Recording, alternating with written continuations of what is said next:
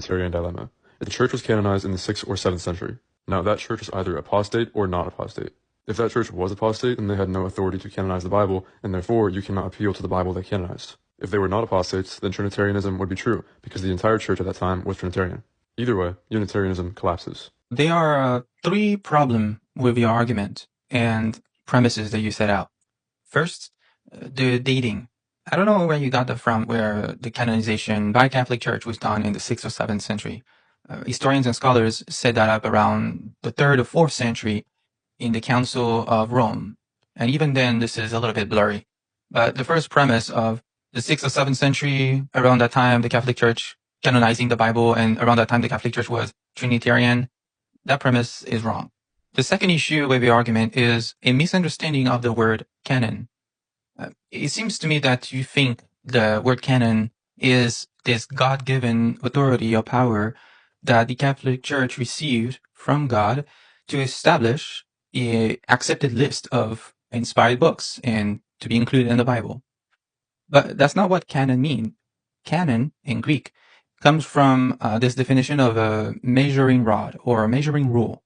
So canonization basically means that you're measuring out a text or manuscript against conditions or characteristics.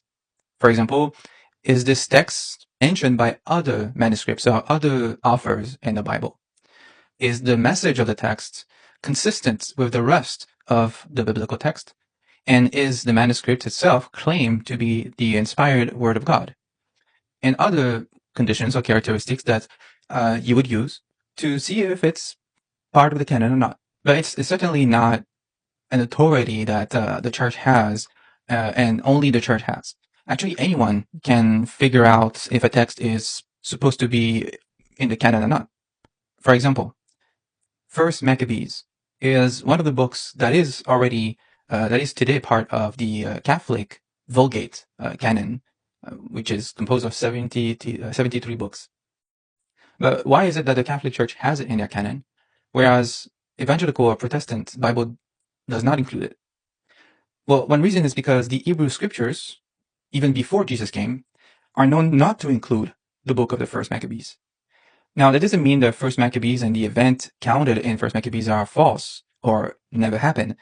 The Jews do believe it happened.